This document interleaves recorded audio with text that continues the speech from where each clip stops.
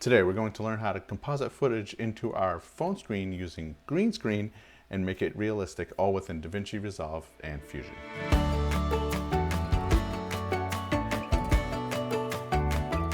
On the left hand side in the media pool is where we keep our footage. What you can do, and what I've done already, is right click, create new timeline using selected clip, and it will put it into the timeline. At the bottom of that list in the media pool you'll see the timeline, and of course down across the bottom is where our timeline sits. Now the footage in the middle is what we're going to composite into the phone and replace the green screen portion of our phone. I'll drag that down into the timeline, and because it's a little bit longer than our footage of the phone, what I'll do is trim that down a little so they're exactly the same size. I'll select both pieces of footage, right click, and choose New Fusion Clip. You can see it combined it, and now it's just one file. I'll select it, click on the Fusion tab at the bottom of the screen, and now we're in the Fusion screen of DaVinci Resolve. So what we have here is our node tree. What I'll do is select the bottom node, and there's two dots underneath. I'll choose the left dot, and that puts that particular footage in the left-hand window. You're also seeing it in the right-hand window, but that's because it's the media out, which is our final product. You'll notice the white dot underneath the node off to the right-hand side. If I select the top one and put it in the left-hand side, you'll see that that's actually our phone footage. So we're taking those two pieces of footage, merging them together, and then it's producing the output on the right hand side. Now the reason you're only seeing one piece of footage is because it's a foreground and a background. What you're seeing in the foreground blocks what's ever behind it in the background. So right now the footage of the man is what's in the foreground. And just so you can see it, I'll grab this arrow here, slide it out to the right hand side, and you can see right behind it is our phone footage. Now what I've done here is reverse the inputs. So the green is the foreground, and now the only thing that we can see is the phone. You'll notice if I disconnect the foreground node from the merge node, the only thing we're left with is the background, and that will change the image on the right hand side because all we're going to see is the only image being put into the merge and then out to the media out. So we're seeing the phone on the left hand side because again I have that white dot selected on that particular node. So I'll reconnect the node. Now we have the phone footage in the front, and I'll just go ahead and move this node to the bottom. But you don't have to move it, that's just how I like it in this particular case. I'll take this red bar, slide it back to the beginning because that's going to be our entire clip. So I'll put it at the beginning of our clip because what I want to do here is track this footage. So what I'll do now is hold Control and Spacebar, or Command and Spacebar, and that will bring up our Select Tool option. What I'll do in the search bar in that box is type in planar for planar tracker so that we can track that flat surface of that phone. I'll click on Add.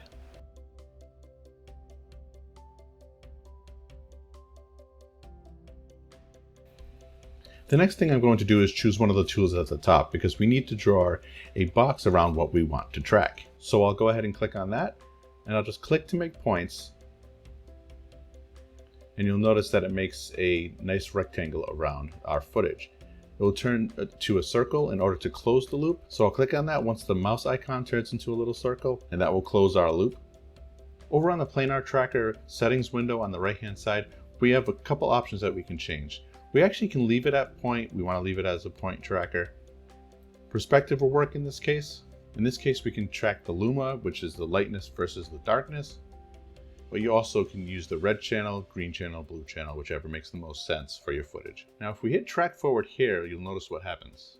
It actually doesn't do anything at all. And that's because we need to tell it which footage that we want it to track. So I can come down here, left click and drag it into our media in, which is our phone footage. But then we have a different problem because the blue line that you see, that is the mask. And we're not actually creating a mask. We just want to tell it which footage that we want to track. So again, you'll see as it goes along, nothing really is happening.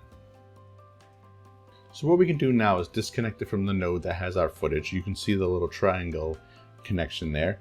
We'll disconnect that, and then we'll drag it from that footage over to our planar tracker. And that will turn into an orange line, and that's exactly what we want. Now if we come over to the planar tracker settings, choose track forward, you'll start to see the little dots start to pop up, and now it's legitimately tracking our footage.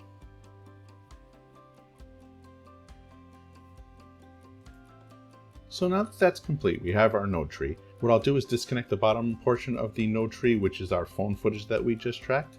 And I'll hit the left circle on our media in on the left hand side, and that will put our footage in the left window, And of course, it matches the footage that we have on the right window because it's a straight line right through. I'll press Control space, or again, Command space, and then choose Delta key here. Now you didn't have to disconnect it like I did, but I just did that to show you the process that we're going to. So I'll drag the Delta key here over. I'll left click and drag out of the output of that node, which is the orange line that you see. And yes, you can have two different outputs coming out of there. I'll click the left circle on that node so you can see that it's our phone footage. On the right hand side in our Delta key here settings, I'll click on the box that says background color, and then I'll choose pick screen color. So I'll drag that over our green area. Once I do that, I'll go ahead and click on OK. I'll drag from the output from the Delta key here into our merge tab. And now you can see if we look on the right hand side, which is our final product, that we can see right through to the background, which is our footage of the men. So by using the Delta key here, we keyed out the green, which allowed us to see right through our footage. For lack of a better term, the Delta key here basically punched a hole through our footage. So had there been nothing behind it, there would have just been a checkerboard pattern. But in this case, we actually had something for the background. So in this case, that's why we're able to see something. Now you'll notice the new problem that we have is that we keyed out the green very nicely, but that doesn't mean that we took care of those track points that we use, which are those circles, the black and white circles. So I'm going to show you a way that we're going to take care of that. Now the first thing that we're going to do is go into the planar tracking node that we made before so that we can track the footage. The button says create planar transform, and basically what this does is tells whatever we plug into that to follow the movement of the tracker that we set before. I'll bring the footage back to the beginning. The next thing we're going to do is do the add tool option we've been doing all along. In this case, I'm going to choose polygon. And basically this will just allow us to create a shape. So I'll make sure I have that node selected, come back up to the top, and essentially what we did for the tracking portion. I'll click around, make a nice little rectangle around our track points. Come back up to the top, wait for that to change shape, and then close the loop. I'm going to drag the polygon into the input portion. And then for the planar transform, right click over the merge node and choose input mask. Immediately you'll see this is not what we want, so we'll come over to the polygon portion and click on the invert. So essentially what we did there is pretty much what we did with the Delta key here. We created a mask which basically keyed out that portion of the footage, and again we can see right through our top footage into the image on the background. You'll notice something as I start clicking around. We can see the footage behind it, but basically it's just like a window that we're looking through.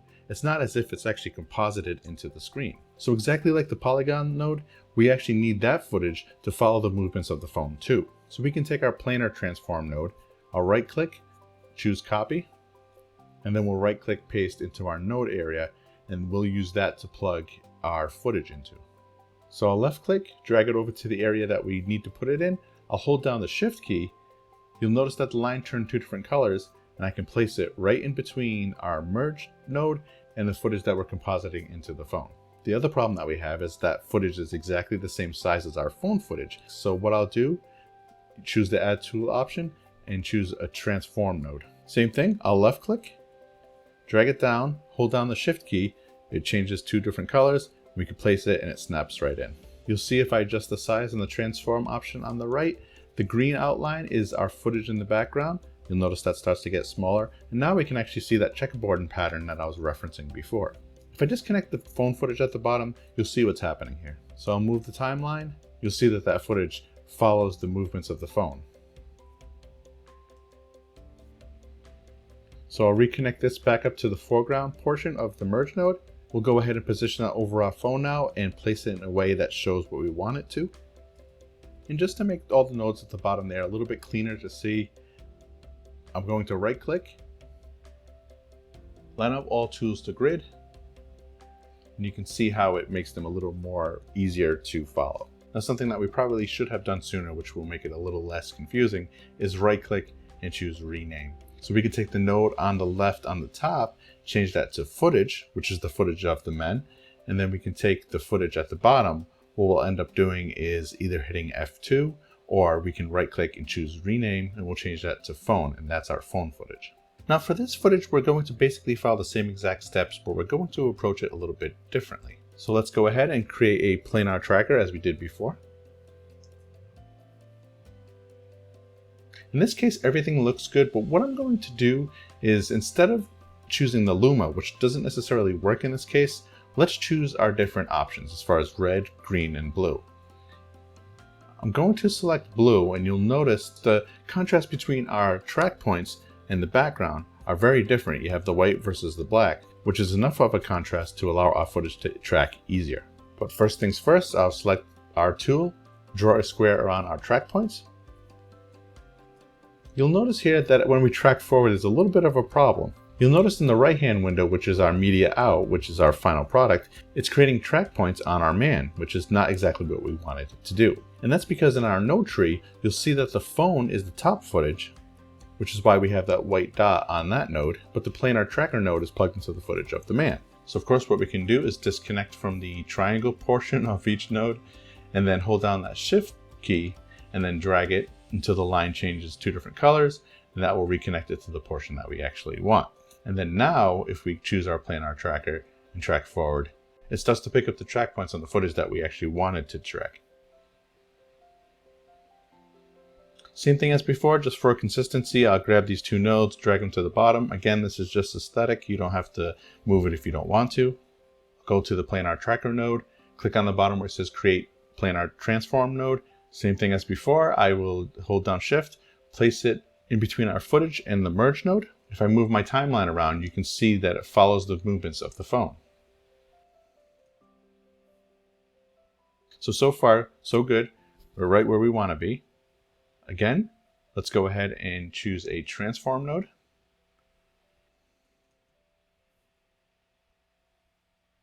Left click, drag, hold down shift, move it in between the footage and our planar transform. Same as before, I'll go ahead and make it a little bit smaller. And you'll notice that again, we have our inputs swapped. We have the footage of the phone as the background, which is not what we want because we want that to be the foreground so we can look through it into the background. So instead of disconnecting, we can just right click, swap inputs, and now it's put our footage behind the phone. Of course, we can't see it anymore because we haven't keyed anything out. So let's go ahead, right click, delta keyer. I'll drag this over to the left, hold down shift, connect it between our phone footage and the merge tab. Same as before, we'll go up to background color, click on pick screen color, hover over our green portion of our footage, click OK, and now we can see our footage behind.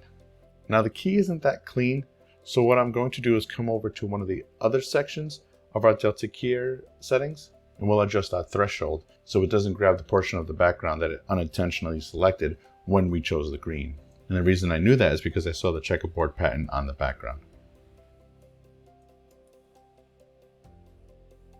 Now, if I scrub through the footage, you'll see that it actually did a pretty good job. It's following the movement of the phone. It actually has the reflections that are in the original footage, but the apparent problem that you notice is that it never got rid of those track points. So no problem, we can go through the entire process of doing that again. We'll right click copy, Control V to paste. We'll take the output, right click, hold it over the node, choose input mask. We'll choose our select tool option. We'll choose polygon.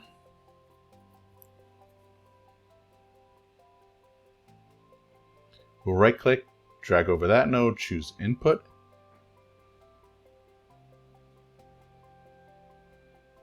Come over to the polygon settings, choose invert.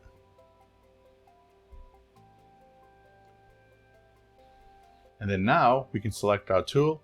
And let's go ahead and draw a mask around our track points. Now, that successfully got rid of our track points, but you'll notice that it's also gotten rid of our reflection. So if we scrub through the timeline here, you'll see that it's a little bit more realistic, but again, without having that reflection there that was in the first place, it's a little less believable. So now, how do we take care of that?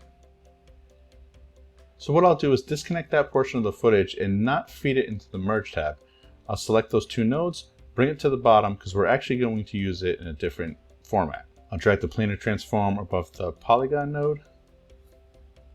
Again, I'm just doing this for aesthetic reasons so that we can follow the node tree. We'll come back to our select tool option. I'll select another transform node. Left click, hold down shift, feed it into our node tree. Right click, drag it to Effect Mask into the Transform tab, and I'll select the Transform node. Now remember, of course, this is fed from our phone footage on the left-hand side there. So if we adjust the size, we're basically making that footage larger and smaller. Of course, that looks ridiculous and that's not what we want. So we'll come back down to the polygon section. I'll uncheck invert. Come back up to the transform node. Now if I adjust the size, you'll see we essentially have a copy of the phone footage within our phone footage. So why does that matter? Because basically we're going to scale it up so that those track points are just outside the window that we created with our polygon mask. And because we haven't scaled it up too much, and because the reflection is moving, you're not going to notice any little discrepancies as far as size is concerned. So if I script to the footage now, there we go. We have the footage tracked into our phone, it's following the movements, and we have the reflection right on top of it, which makes it much more believable. So thanks for watching, guys. If you really like this tutorial and you want to see any specific Fusion tutorials, go ahead and leave your request in the comment section below. I'll add it to my list of tutorials that I'm coming out with, and I'll see you guys in the next one.